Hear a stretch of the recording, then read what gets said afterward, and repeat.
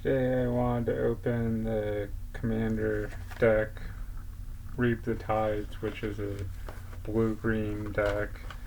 I don't think it has a specific set that it's from. The top says Commander Legend, so I'm guessing it takes some cards from a handful of different sets and just kind of has it under the Commander Legends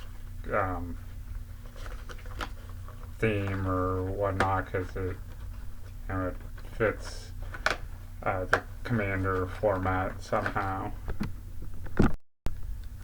So in addition to the deck, which has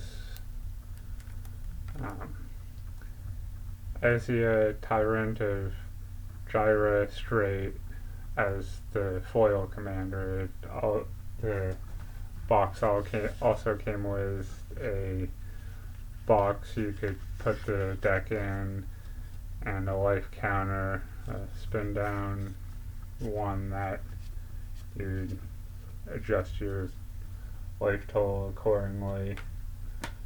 So the foil commander, obviously it's a legendary creature.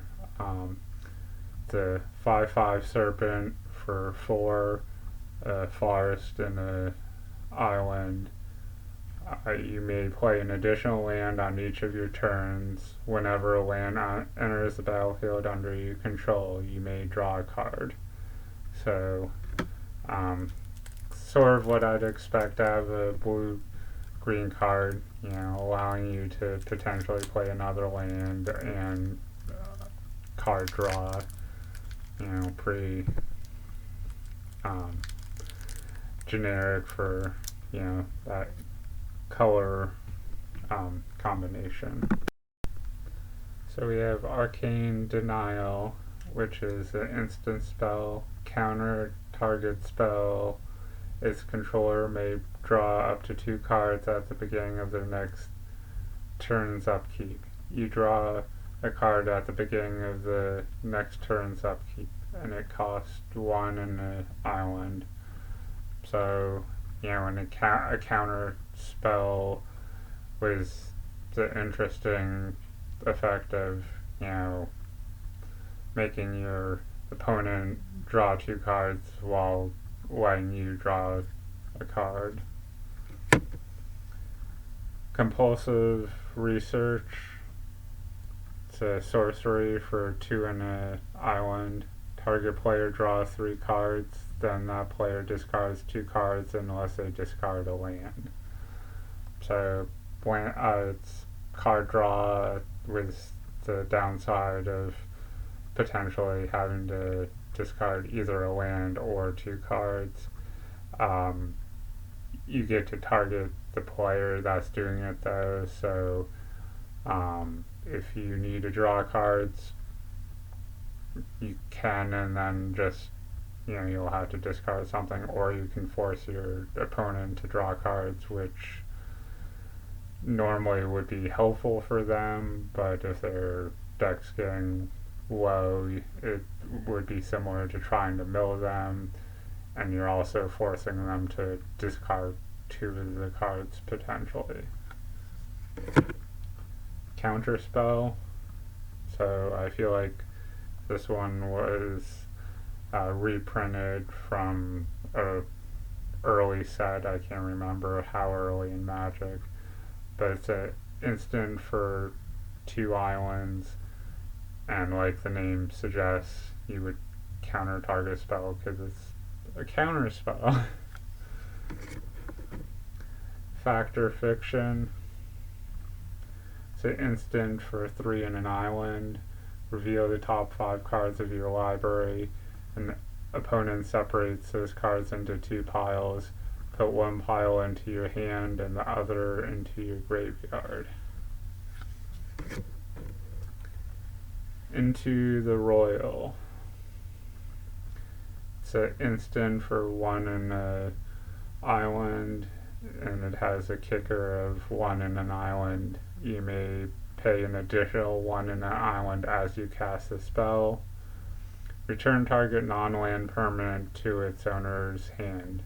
If this spell was kicked, draw a card. So you can, make your opponent maybe take a creature you don't want to deal with, or an artifact or enchantment off the battlefield, at least for a turn. It'll go to their hand and then they could play another turn. If you pay the kicker, you also get to draw a card. Ira Ruin Expedition.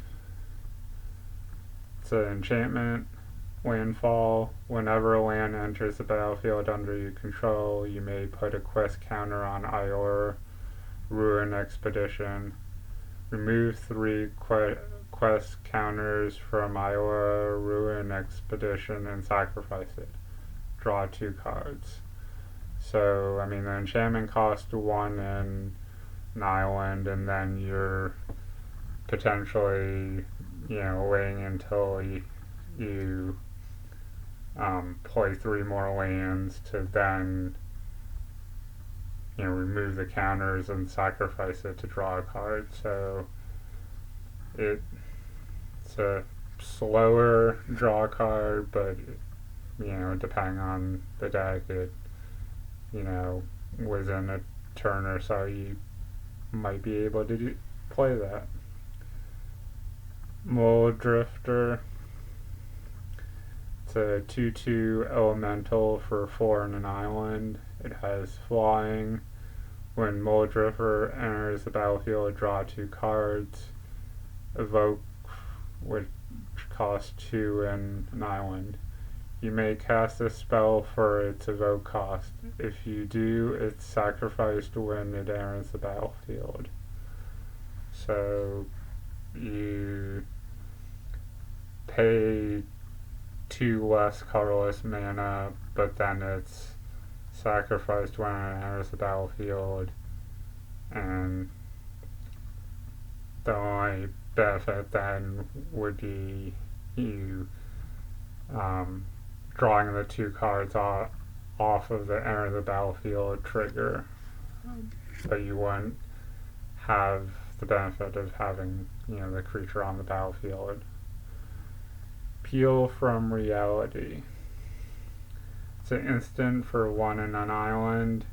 Return target creature you control and target creature you don't control to their owner's hands. So, kind of, I don't want to say a stall card per se, but it kind of disrupts things a little, because you're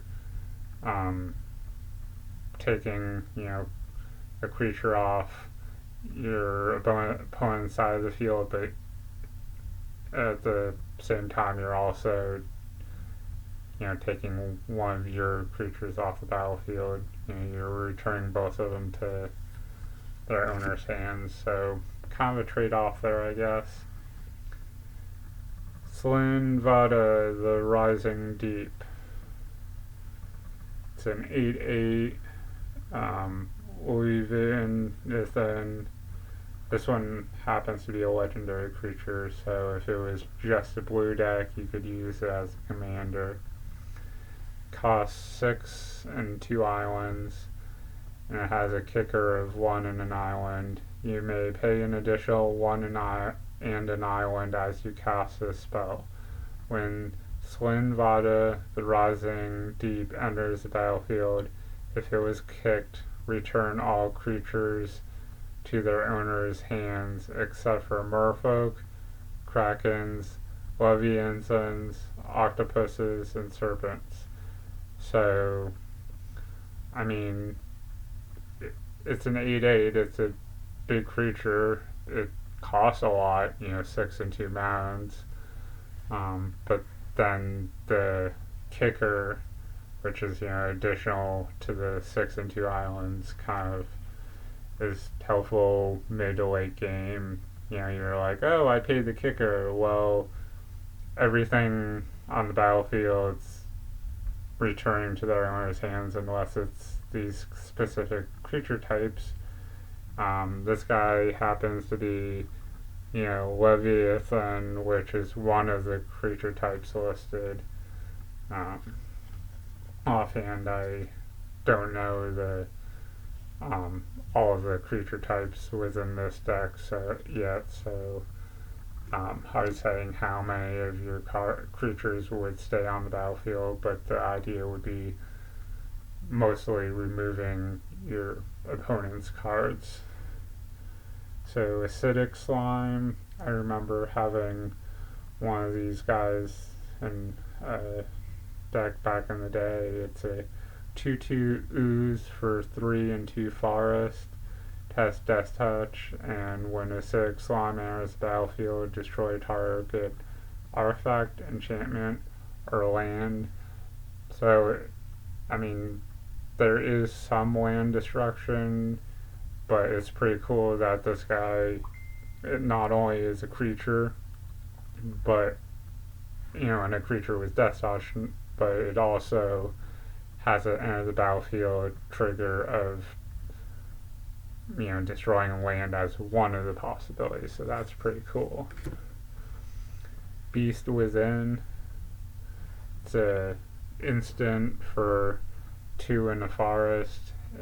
Destroy target permanent. Its controller creates a 3/3 green beast token, so it doesn't specify what kind of permanent, just target permanent, so you can destroy something that's getting kind of annoying, where it is not specific. I suppose you could destroy a land, but you probably wouldn't, because there's probably more annoying things your opponent's gonna play.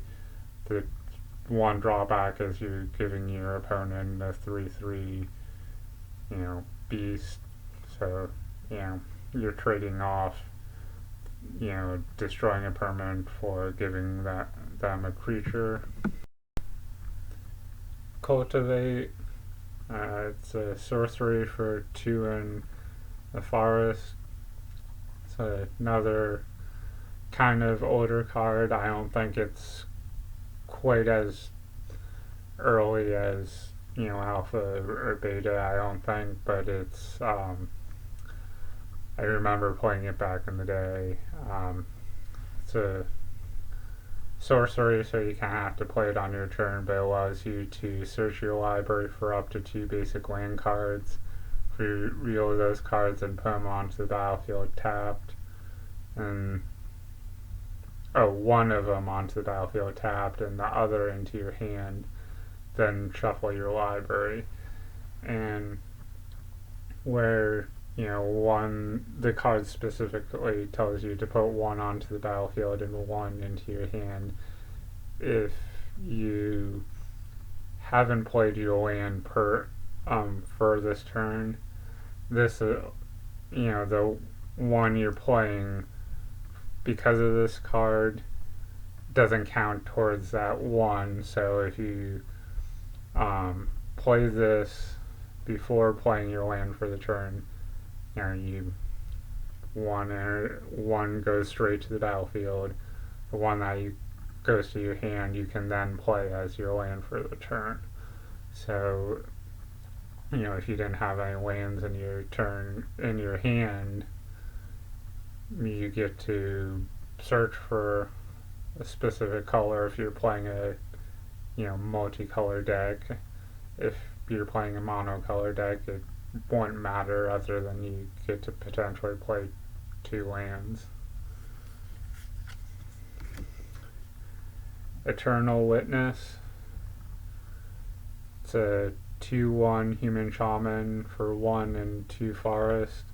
When Eternal Witness enters the battlefield, you may return target card from your graveyard to your hand. So, kind of a great way to get something back if if it was a creature and it died in battle, you could be like, oh hey, let's take that back. Or where it says target card, it doesn't specify whether it has to be a permanent or not. So you could grab a nifty instant or sorcery and use it again. Just a cool thing that, hey, I have a creature on the battlefield and I get something extra back. Explore. It's a sorcery for 1 in the forest. I think I use this in the same deck that I use Cultivate in. You may play an additional land this turn, draw a card. Green isn't always known for card draw, but sometimes you'll see one like this. So you get 2 things for the price of 1. An additional land play per turn and drawing a card for 2 mana. And it's a sorcery, so it would have to be on your turn unless you have something specifically saying you can play sorceries as if they were instants, but that's the minor inconvenience to play it on your turn when it does 2 things. Harmonize. It's a sorcery for 2 and 2 forest. Draw 3 cards. So kind of cool that you get another green card that draws. Kalani Heart Expedition. So I feel like this is another card that I may have played in one of my decks back in the day. It's an enchantment for 1 in a forest. Landfall. When a land enters the battlefield under your control, you may put a quest counter on Kalani Heart Expedition. Remove 3 quest counters from Kalani Heart Expedition and sacrifice it. Search your library for up to 2 basic land cards, put them onto the battlefield tapped, and shuffle your library. So, you're searching for 2 basic lands, which helps thin your deck a little bit, so when you're getting those cards to draw cards, you have a better odds of drawing what you want because you're already using something to search for stuff to take out of the pile you're drawing from. Kodamas Reach. It's a sorcery, an arcane one at that, which I don't remember seeing arcane in that section that often. It's 2 in a forest. Search your library for up to 2 basic land cards. Reveal those cards and put 1 onto the battlefield tapped, then the other into your hand. Then shuffle your library. So it's kind of like Cultivate, but it's a different card, so where the name's different, you can have each of them in your commander deck, because normally in a commander deck you can only have 1 card of a specific card name unless it's a basic land. Rampant Growth, another one that sort of sounds familiar to me from an older deck that I might have had. It's a sorcery for 1 in a forest. Search your library for a basic land card and put that card onto the battlefield tapped, then shuffle your library. So if you haven't noticed already, there's a lot of stuff searching for basic lands. Downside to that, I guess, would be basic lands are normally just 1 color, so if you want to play those cards that are searching for basic lands, you are limiting the amount of dual colored lands dual color lands are great for, 2 or 3 color decks that, you're drawing for cards, you maybe need that island, but you keep being forest, like the dual color, give you that option of one or the other, but then you kind of run into, okay, I have cards that are just searching for basic lands, so kind of have to take that into account when, building your decks. Reclamation Sage. It's a 2/1 elf shaman for 2 in the forest. When Reclamation Sage enters the battlefield, you may destroy target artifact or enchantment. So, another creature similar to a 6 line that, it's a creature on the battlefield plus you're destroying something of your opponent's. It's a little bit cheaper, so for mana cost, so you're not getting the option of potentially doing land destruction, but minor inconvenience in my mind to, have something hit the battlefield earlier in the game potentially and still destroy something. Retreat to Kazan. It's an enchantment for 2 in the forest, and this has a landfill ability, which kind of is nice for all of the cards that were searching for basic lands and potentially putting that, at least one on the battlefield. So the landfill ability, whenever a land enters the battlefield under your control, choose one. Put a 1/1 counter on target creature, and then the other option is you can gain 2 life. So sort of helpful to, either boof up a creature or to gain life, depending on which is more helpful at that particular turn. Search for Tomorrow. It's a sorcery for 2 in the forest. Search your library for a basic land, put it onto the battlefield, then shuffle your library. Suspend 2. Forest. Rather than cast this card from your hand, you may pay Forest and exile it with 2 time counters on it. At the beginning of your upkeep, remove a time counter. When the last is removed, cast it without paying its mana cost. So the suspend ability is sort of interesting, where you're saying, okay, I'll pay this at a slightly lower mana cost and then suspend it, so to speak, for a couple of turns and then play it, on a later turn. So that kind of, when you want to play it, weighing your options of pay more to play it now, pay less to wait a couple of turns. Spore Mound. It's a 3/3 fungus for 3 and 2 forest. The landfall ability, whenever a land enters the battlefield under your control, create a 1/1 green sapling token.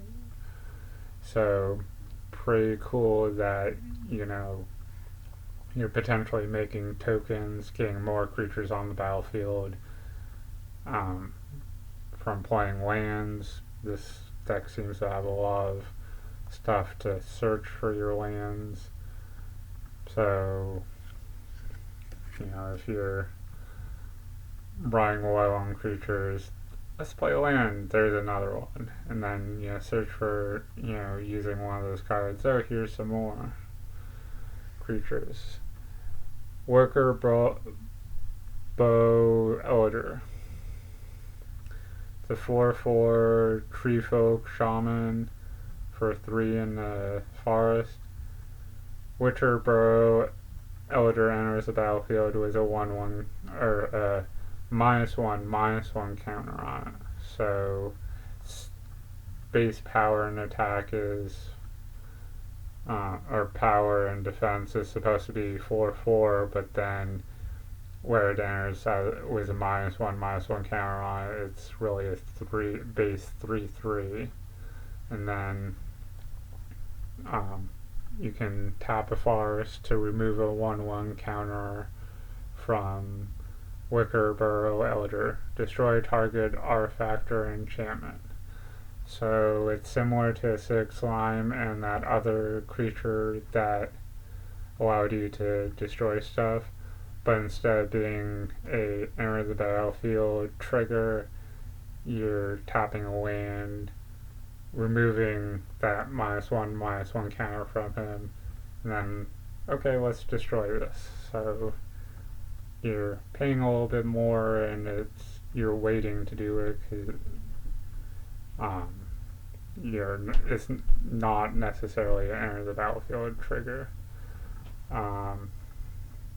I guess it would be okay if you're playing against an infect deck and, let's block with this guy to, get a couple -1/-1 counters on it, and then tap to, remove them and destroy some of your opponent's stuff. I guess that could potentially get interesting.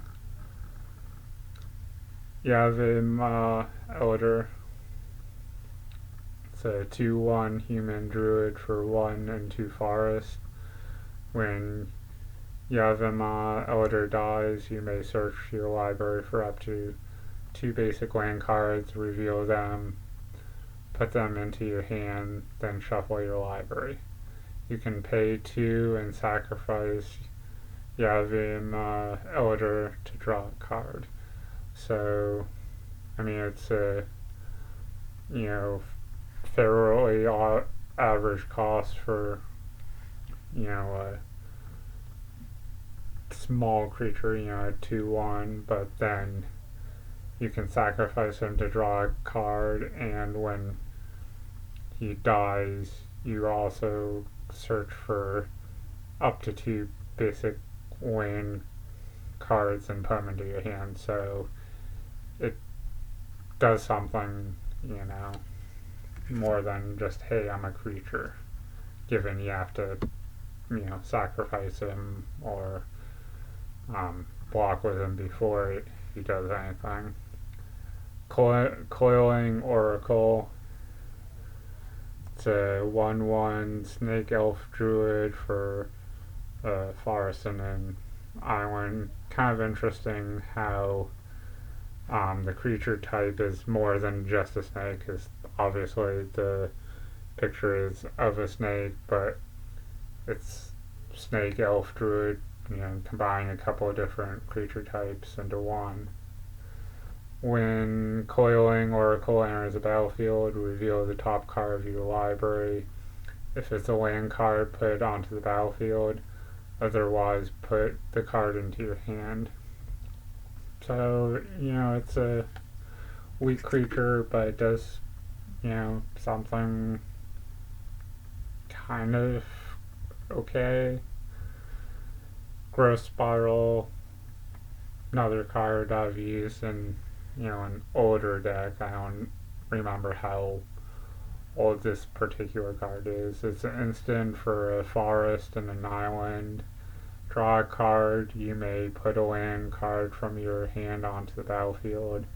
So, it's allowing you to play more than your 1 typical land per turn, and you're also drawing a card. Shark Toe Crab.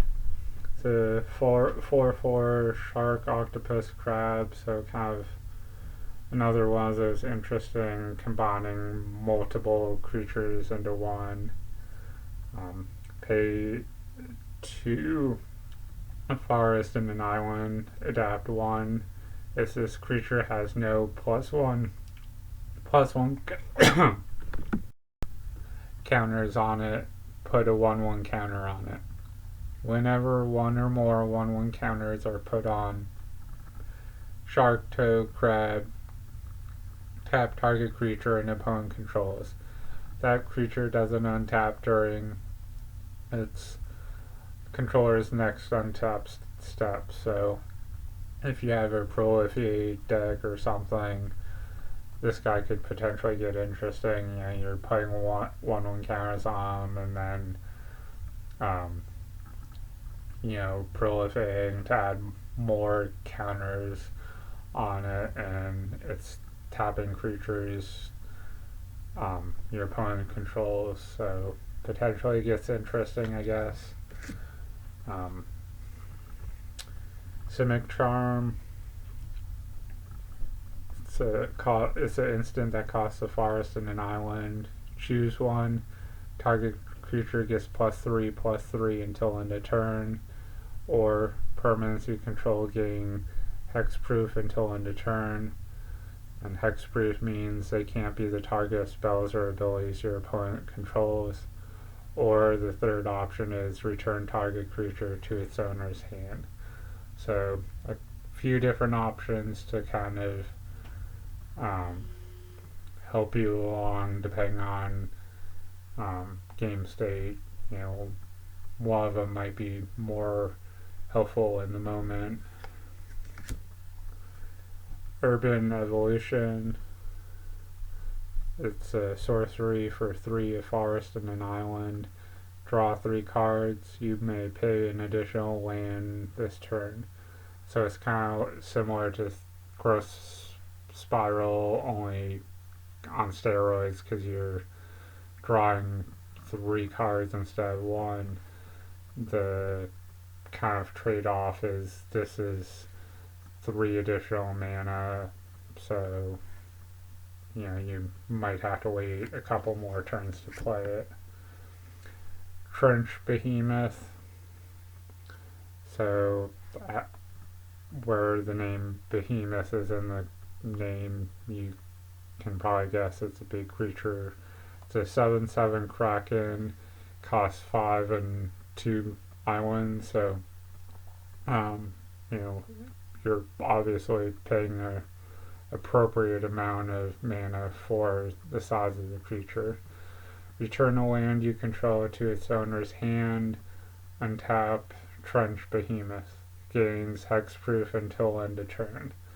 So that part right there, it more or less has not really vigilance per se, but by returning a land you're untapping it, so instead of vigilance is kind of like tapping it doesn't cause it to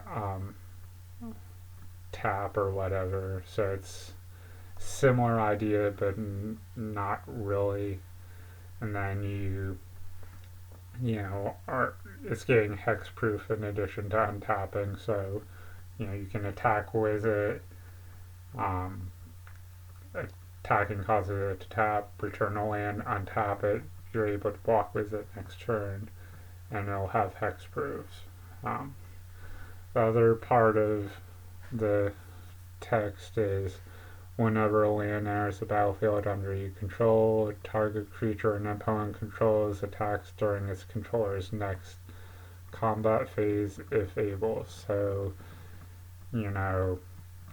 you attack with him for 7, maybe your opponent blocks with something that you may or may not kill, return a land card, untap him, he gains hexproof, you play a land, and then your opponent has to attack with a specific creature, I guess. So really, you have this big creature that you're kind of bullying your opponent almost. Thumb Squall Hydra. So I had a Hydra deck back in the day. I don't remember having this specific one, but Hydras are potentially really fun. It's a 1/1 Hydra that costs X and 3 forest. When Stump Squall Hydra enters the battlefield, distribute X 1/1 counters among it and any number of commanders. So you're paying X as part of the mana's cost, and then you're putting that many 1/1 counters either on this guy and or on your commander, where it starts as a 1/1. It doesn't die upon entering the battlefield if you don't put the 1/1 counters on him. But if you put this guy in a non-commander deck, all of the 1/1 counters are going on him. Or if in this case it's in a commander deck, but maybe you're not using the commander at the moment, you might put all of them on it here. If you are using the commander, maybe you'll split it up somehow, whatever makes sense. Elder Deep Fiend. It's a 5/6 Eldrazi octopus that cost 8. So in addition to having a Hydra deck, I also had a deck that had some Eldrazi's, one of which allowed me to pay, I think it was like 20 mana, which seems like a lot, but then it would let you bring all the Eldrazi's from outside of the game and put them on the battlefield. So even though 20 mana is a lot, you're really getting your mana's worth, because if you have even 4 or 5 Eldrazi's outside the game, you're like, here's all these creatures I get to play that aren't even in my deck. And so Odor Deep Fiend, it has Flash, Emerge, which costs 5 and 2 islands. You may cast a spell by sacrificing a creature and paying the Emerge cost reduced by that creature's converted mana cost. So I guess you pay the Emerge cost and sacrifice a creature. It sounds like the sacrifice creature's converted mana cost reduces whatever the Emerge cost is. So instead of being 5 and 2 islands, it might be 2 and 2 islands if it was like a colorless creature that costs 3 or something, just as an example. So potentially interesting. Whenever you cast this spell, tap up to 4 target permanents. It doesn't specify whether it's your opponent's or yours, but where it doesn't specify your opponent's, I don't think you're able to tap your opponent's stuff when it doesn't specify that's what you're doing. Meluka, the Cloud Mirror. It's a 2/4 Moonfolk Wizard for 4 and an island. It's a legendary creature. It could be a commander, but only in a blue deck because it only has blue and the mana cost. It has flying. Tap 1, return a land you control to its owner's hand. Create a 1/1 blue illusion creature token with flying. And, where you're returning a land to your hand to then create a creature token, you're also kind of, it's allowing you to abuse some of the landfall triggers. You're like, oh well, this is on the field, but I'm gonna bring it back, create a token. If I haven't played a land, I'm gonna play this land, get a landfall trigger, and have something else happen. Nezahal Primal Tide. It's a 7 Salvant and Elder Dinosaur for 5 and 2 islands. This is also a legendary creature, but again, could only be a commander for a blue deck. This spell can't be countered. You have no maximum hand size. Whenever an opponent casts a non-creature spell, draw a card. Discard 3 cards. Exile Nezahal Primal Tide. Return it to the battlefield tapped under its owner's control at the beginning of the next end step. So it's sort of interesting that you're discarding 3 cards, where you're discarding cards that it would be from your hand, to play this guy. If I guess if he was in the graveyard, but then you're like exiling him to play him, at the end step. Scorcher Fleets. It's a 6/6 Kraken for 5 and 2 islands. When Scorcher Fleets enters the battlefield, return each creature your opponent controls with toughness of X or less to its owner's hand, where X is the number of islands you control. So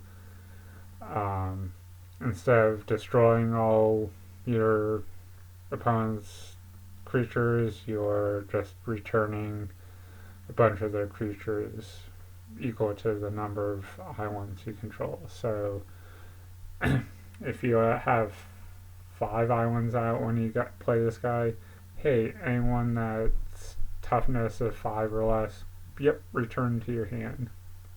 Kind of eliminates some of the creatures on the battlefield until your opponent starts playing them again, so allows you to have less blockers when you attack, less creatures for your opponent to attack with until they hit the battlefield again and lose Summoning Sickness.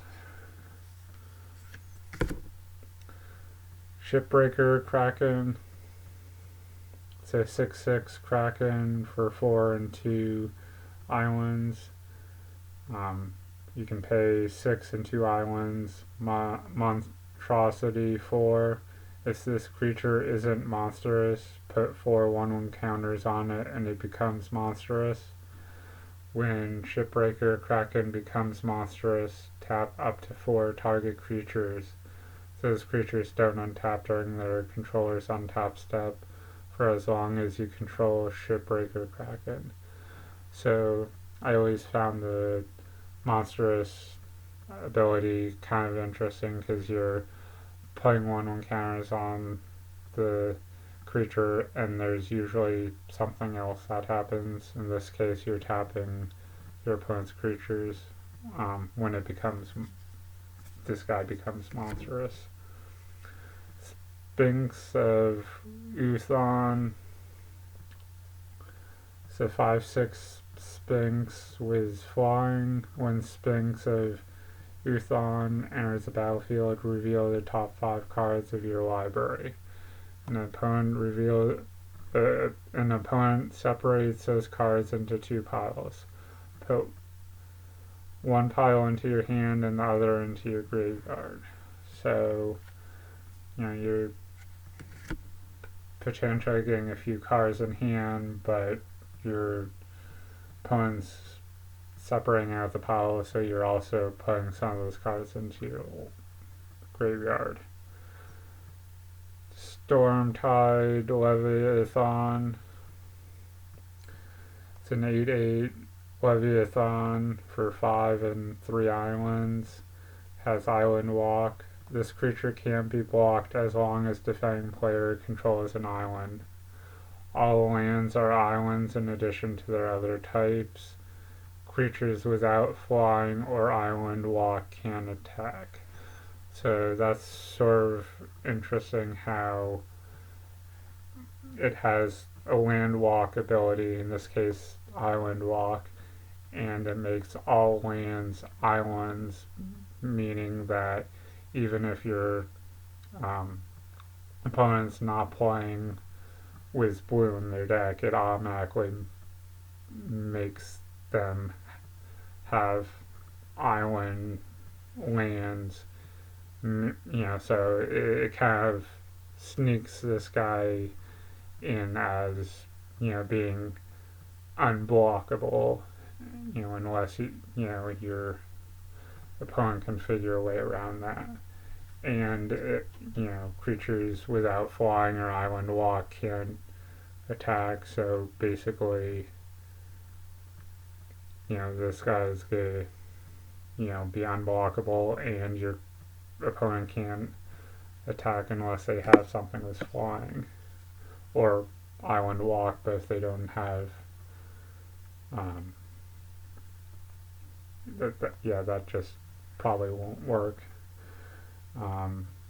Traumacrites, it's an 8/8 Kraken for 5 and 2 islands. It also happens to be a legendary creature, but again, could only be for a commander deck in blue. Traumacrites has hexproof unless it's attacking or blocking. Traumacrites can't be blocked unless all creatures defending player controls block it. If any creature that player controls doesn't block this creature, it can't be blocked. So if for whatever reason your opponent had one tapped creature, from the sounds of it, this guy can't be blocked because it has to be blocked by all creatures your opponent has. Wilming Wave, it's a sorcery for 2 and 2 islands. Return all creatures to their owner's hands except for Krakens, Leviathans, octopuses, and serpents.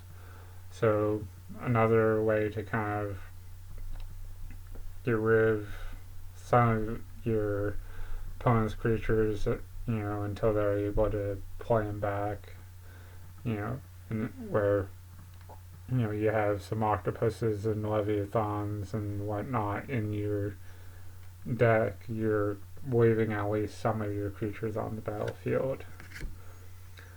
Avenger of Zendikar, it's a 5/5 elemental for 5 and 2 forest. When Avenger of Zendikar enters the battlefield, create a 0/1 plant token for each land you control. Also has a landfall ability.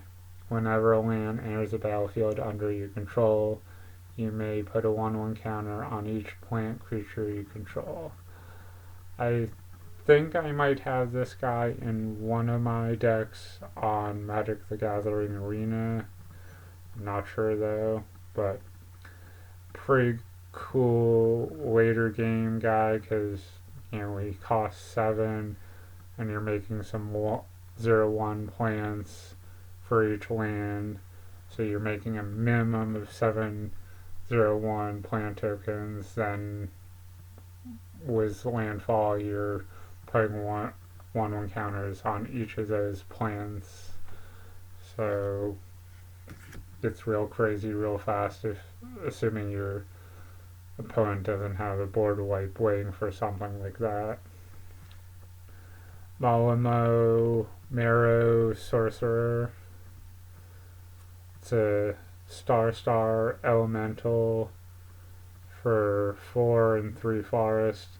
Happens to be a legendary creature, but it would only be for a green commander deck if you chose that as your commander.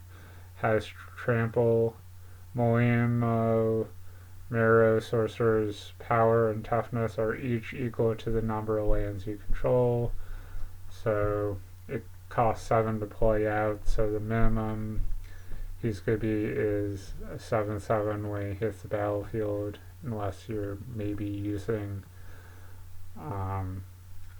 some creature that's tapping for mana, but otherwise he's a minimum of a 7/7 when he hits the battlefield. Ravaging Ballast. It's a 6/6 beast for 4 and 2 forest. It has trample. Whenever a land enters the battlefield under your control, you may create a 6/6 green beast creature token. So, you're getting a 6/6 beast, and then each each land you play after, you're getting 4/4 beast. So, pretty decent card for 6 converted mana. Ramonop Excavator. It's a 2/3 Naga Cleric for 2 in the forest. You may play lands from your graveyard. So that's pretty cool. If you don't have a land in hand, you could go, oh, hey, let me grab this one from the graveyard. Obviously not a lot of land destruction, but if for some reason you are forced to discard a land, or someone's milling you and you mill a land, or the 1 or 2 random land destruction cards, you're okay, let's take that from the graveyard and play it. Terestodon. It's a 9/9 elephant for 6 and 2 forest. When Terestodon enters the battlefield, you may destroy up to 3 target non-creature permanents. For each permanent put into a graveyard this way, its controller gets a 3/3 green elephant creature token. So you're destroying 3 of your opponent's non-creature permanents. Kind of helpful. So get rid of an enchantment, artifact, planeswalker. Whereas his non-creature, obviously you can destroy a creature, but it doesn't specify non-land, so you could, if you needed to, destroy a land. Only downside to destroying these 3 permanents is then your opponent's getting up to 3 3/3 elephant tokens, so kind of a trade-off, I guess. Verdant Sun's Avatar. It's a 5/5 dinosaur avatar for 5 and 2 forest. When Verdant Sun's Avatar or another creature enters the battlefield under your control, you gain life equal to that creature's toughness. So green and or white are sometimes known for life gain, so this guy kind of plays into it. It's not specifically lifelink, but you're getting life off creatures entering the battlefield. Phasma Mage. It's a 1/1 human wizard for 2, a forest, and an island. Has evolve. Whenever a creature enters the battlefield under your control, if that creature has a greater power or toughness than this creature, put a 1/1 counter on this creature. Whenever a 1/1 counter is put on Phasma Mage, you may draw a card. So, you're potentially making your creature bigger, and you get a choice of drawing a card when you do make it bigger. Merkfield Liege. It's a 4/4 horror. I sort of remember these kind of creatures. They have them for most, if not all, of the color combinations. Other green creatures you control get +1/+1. Other blue creatures you control get +1/+1. Untap all green and or blue creatures you control during each other player's untap stage. So not only do you get to attack with your creatures, but if they don't have vigilance during your opponent's upkeep when they're untapping stuff, you're like, oh, well, let's untap all of this stuff. So kind of a nice bonus. And you boof your other blue and or green creatures. Simic Sky Swallower.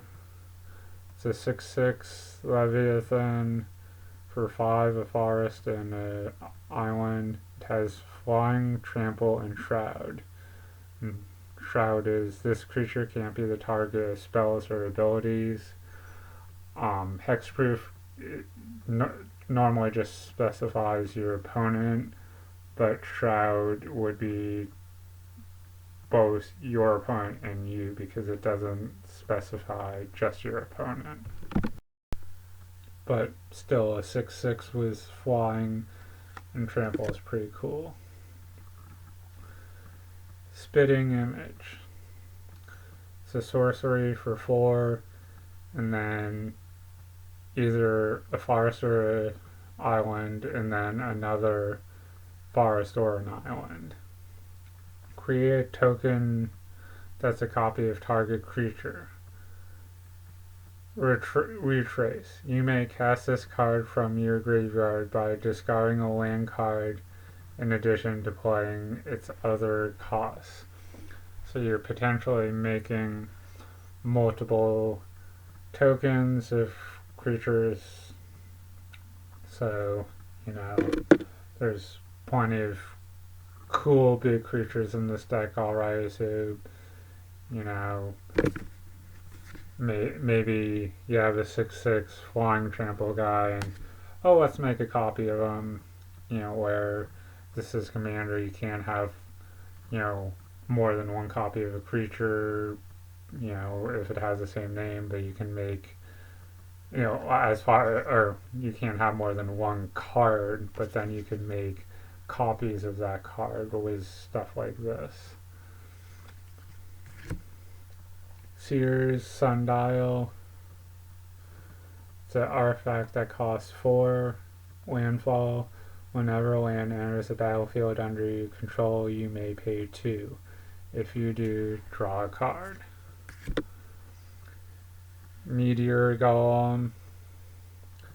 It's a 3/3 golem, and it's an artifact creature that costs 7. When a Meteor Golem enters the battlefield, destroy target non-land permanent an opponent controls. So that gives you a pretty wide range of any of the permanents as long as it's not land. Simic Signet. It's an artifact that you can pay 1 and tap to add a forest and an island. Soul Ring. It's an artifact that you pay 1 and you tap it to add 2 colorless. So I think I've seen this in a couple of at least one of the decks I've opened on this channel. A little bit broken because you're paying 1 to get 2 mana. But it's sort of one of those staples for commander decks that you're allowing yourself to get the bigger stuff out maybe a turn or so earlier, hopefully, maybe more depending on what other stuff you're playing. Swiftfoot Boots. It's an artifact for 2. Artifact equipment. Equipped creature has hexproofed and haste. The equipment cost is 1, so you would pay 2 to play it out onto the battlefield, and then if you have the 1 mana that turn, you would equip it to something. If not, you would be able to equip it any other turn that you have that 1 mana. Bland Woodland. It's a land that allows you to tap for a colorless, or you can pay 3 in a forest and tap it. Sacrifice Blade Woodland. Search your library for up to 2 basic land cards, put them onto the battlefield, tap, then shuffle your library. So either a colorless mana or your sacrificing to put 2 basic lands on the battlefield tapped. Commander Tower, so another kind of staple to commander deck. It's a land that taps for 1 mana of any color and you commanders a day. Coral Atoll, so land Coral Atoll enters the battlefield tapped. When Coral Atoll enters the battlefield, sacrifice it unless you return an untapped island you control to its owner's hand. And you can tap it for a colorless mana and an island. So, that is helpful for later on the bigger stuff that is maybe 4 and 2 islands or whatever. You can pay 1 towards the colorless and 1 towards the island cost. Evolving Wilds. It's a land that you sacrifice, tap and sacrifice. Evolving Wilds. Search your library for a basic land card, put it onto the battlefield tapped, then shuffle your library. So again, you're searching your library, thinning the deck a little bit. Whereas a 2-color deck, if you have 5 forests and 1 island, it's kind of helpful to, get whatever color you need, in a multicolored deck. Jungle Basin. Jungle Basin enters the battlefield tapped. When Jungle Basin enters the battlefield, sacrifice it unless you return an untapped forest you control to its owner's hand. You can tap it for a colorless and a forest. Memorial to Genesis. So land and Memorial to Genesis enters the battlefield tapped. You can tap it for an island, or you can pay 4 and an island, tap it, sacrifice Memorial to Genesis, draw 2 cards. Reliquary Tower. So land, you have no maximum hand size and you tap it for a colorless mana. Simic Gross Chamber. It's a land. Simic Gross Chamber enters the battlefield tapped. When Simic Gross Chamber enters the battlefield, return a land you control to its owner's hand, and you can tap it for a forest and an island. Simic Guildgate, it's a land gate. Simic Guildgate enters the battlefield tapped. You can tap it for either a forest or an island. It's, one or the other. Some of the other lands have been like 2 at the same time, but this is 1 or the other. Terramorphic Expanse. It's a land. Tap, sacrifice Terramorphic Expanse. Search your library for a basic land card, put it onto the battlefield tapped, then shuffle your library. So it's kind of like Evolving Wilds, only it has a different card name. So where this is commander, you can, have 1 of each. Thornwood's Falls. It's a land. Thornwood Falls enters the battlefield tapped. When Thornwood Falls enters the battlefield, you gain 1 life. You can tap it for either a forest or an island. So that's kind of cool. It's a dual land that also gains you life off enter the battlefield trigger. Vivid Creek. It's a land. Vivid Creek enters the battlefield tapped with 2 charge counters on it. Tap for an island, or tap, remove a charge counter from Vivid Creek, add 1 mana of any color. Vivid Grove, so, similar idea. It's a land. Vivid Grove enters the battlefield tapped with 2 charge counters on it. tap for a forest, or tap, remove a charge counter from it from Vivid Grove. Add 1 mana of any color. Woolland Stream. Woolland Stream enters the battlefield tapped. Add a forest or an island. Then we get to some of the basic land. I'm not going to count how many forests and islands there are, but there's an appropriate amount for the commander deck. And then at the back it has the dual-sided tokens, so for the cards that have the saplings or the beasts or illusions, you can use the tokens from the different cards I just talked about. So hopefully you found some value in this. Keep checking back every so often, and I'll have some more videos of me opening different decks, opening different packs of cards, and playing some computer games online. Thanks, and have a good day.